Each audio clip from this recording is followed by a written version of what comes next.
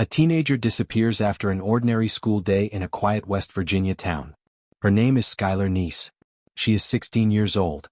On the evening of July 5, 2012, she finishes her shift at a fast food restaurant and returns home. There is nothing unusual about her behavior. She speaks with her parents. She goes to her bedroom. Hours later, she climbs out through a window and leaves the house. Surveillance cameras capture her walking down the street. She never returns. If stories like this matter to you, consider subscribing because what follows shows how easily critical warnings can be missed. Skylar's disappearance triggers immediate concern. Her parents report her missing within hours. Police initially treat the case as a possible runaway. Skylar has a history of teenage arguments and social stress, but there is no evidence she plans to leave permanently. She leaves behind personal belongings, including contact lenses she cannot see without. Her phone remains active, and messages continue to appear on her social media accounts. Investigators assume Skylar is alive and communicating on her own. The community mobilizes quickly. Flyers go up. Volunteers search wooded areas and nearby roads. Local and national media pick up the story. Attention focuses on Skylar's closest friends, Skylar Eddy and Rachel Schoaf. They are often seen with Skylar. They participate in searches. They speak publicly about wanting her found. They describe her as troubled but loved. At this stage, there is no public reason to doubt them.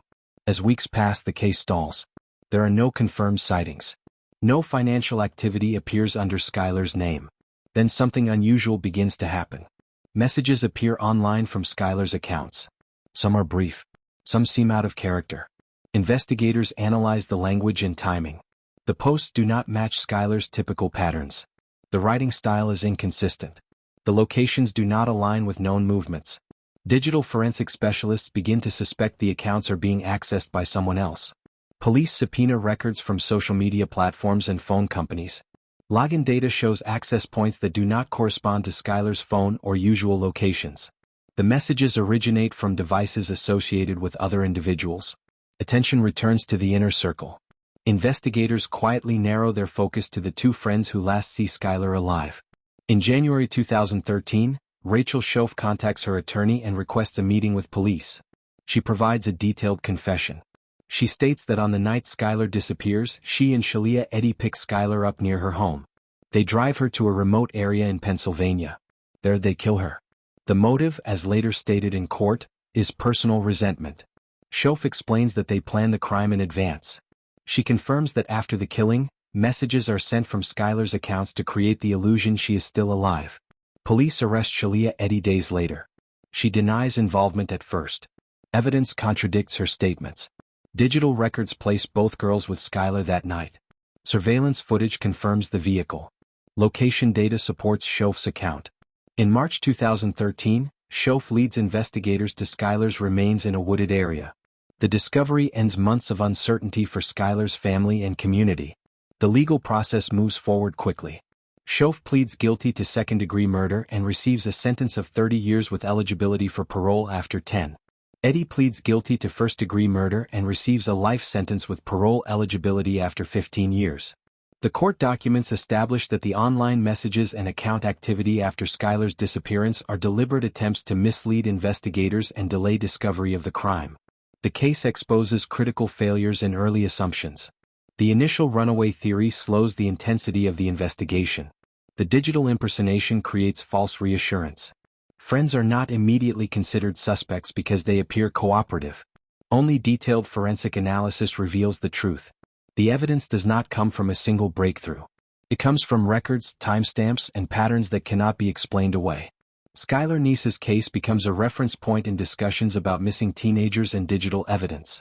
It demonstrates how online activity can be manipulated and how familiar faces can conceal violent intent.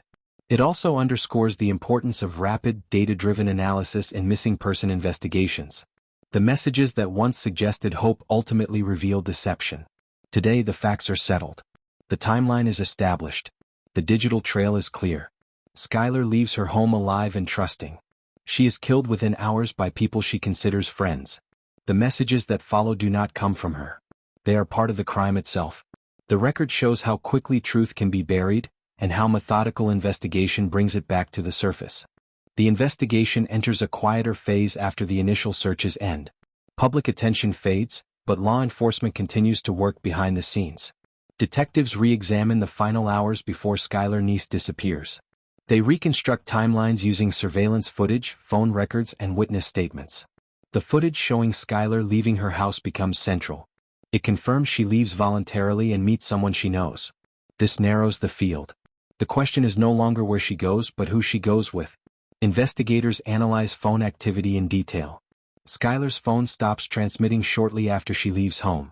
Messages and posts continue to appear online, but they do not originate from her device. Metadata shows access from other phones and computers. The language in the messages is inconsistent with Skylar's previous writing. Spelling patterns change. Timing does not match her normal habits. These discrepancies are documented and preserved. They form the basis for a shift in investigative focus. Attention returns to the people closest to Skylar. Friends are interviewed repeatedly. Their accounts are compared for consistency. Shalia, Eddie, and Rachel Schoaf remain visible in the community. They attend vigils. They speak with reporters. They claim Skylar is alive and avoiding contact. Detectives note contradictions in their statements. Small details change over time. Locations do not always align. The inconsistencies are subtle but persistent. Digital forensics becomes the strongest tool in the case.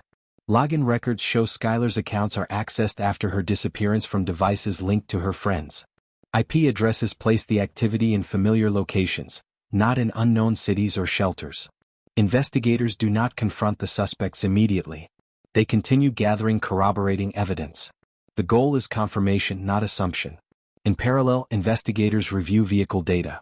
One car appears repeatedly in the timeline. It belongs to one of the friends.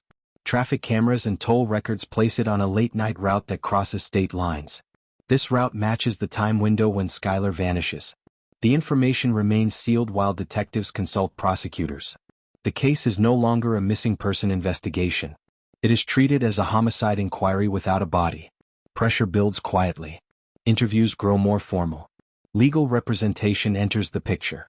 In early 2013, Rachel Schoaf requests a meeting through her attorney. She does not contact police directly. This signals a major change.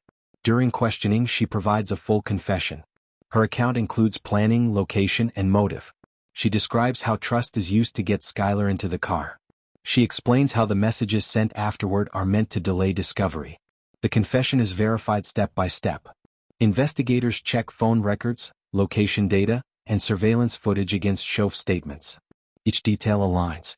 The evidence supports her version of events. Days later, Shalia Eddie is arrested. She initially denies involvement. The digital evidence contradicts her claims. Faced with the record, her defense shifts toward negotiation. Schoaf leads police to a remote wooded area in Pennsylvania. Human remains are recovered and identified through forensic testing. The recovery ends months of uncertainty for Skylar's family. It also confirms that the digital trail is not a side detail. It is part of the crime. The impersonation is intentional and sustained. It delays closure and misdirects attention. Court proceedings establish the facts without ambiguity. The planning begins weeks before the night Skylar disappears. The motive is documented in statements and messages exchanged between the perpetrators. The impersonation continues after the killing. Each action is supported by timestamps and records. There is no reliance on speculation. The case reaches its final stage in the courtroom, where emotion gives way to record and procedure. The focus is no longer on locating Skylar Neese, but on establishing responsibility. Prosecutors present a clear sequence of events supported by digital evidence, surveillance footage, and sworn statements. The narrative is methodical. Each claim is tied to a timestamp. Each movement is supported by location data. The court hears how planning occurs weeks in advance and how deception continues after the crime. Rachel Schoaf enters a guilty plea to second-degree murder. She accepts responsibility and agrees to cooperate. Her plea removes the need for a full trial and spares the family prolonged uncertainty. She receives a sentence of 30 years with eligibility for parole after 10. The judge emphasizes the calculated nature of the crime and the deliberate effort to mislead investigators and the public through digital impersonation. Shalia Eddie's case follows a different path. Prosecutors pursue first-degree murder charges.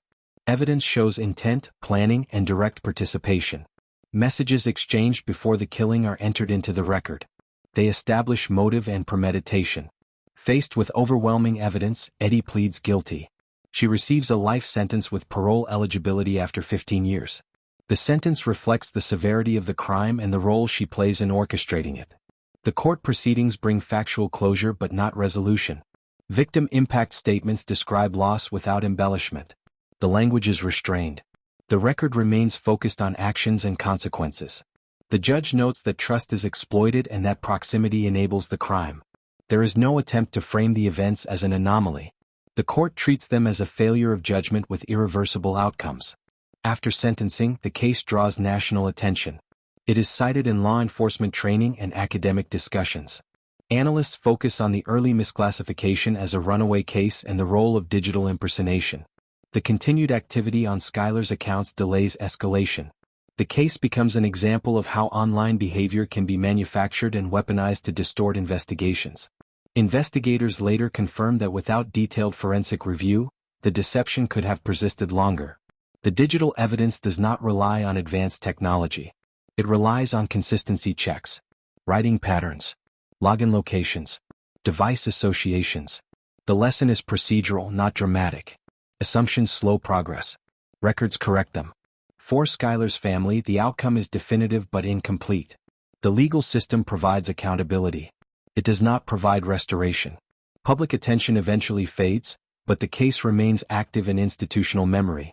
It influences how missing teenager cases are approached, particularly when online activity continues after disappearance. The record shows a clear arc. A teenager leaves home voluntarily and meets people she trusts. Within hours, she is killed. For months, her identity is used to create uncertainty. The truth emerges through data, not intuition. The case closes not with revelation but with confirmation. The story ends with facts fully established and responsibility assigned. There are no unresolved questions in the legal sense. What remains is the broader implication. Digital traces persist. Actions leave records. And even carefully constructed deception breaks down under sustained examination.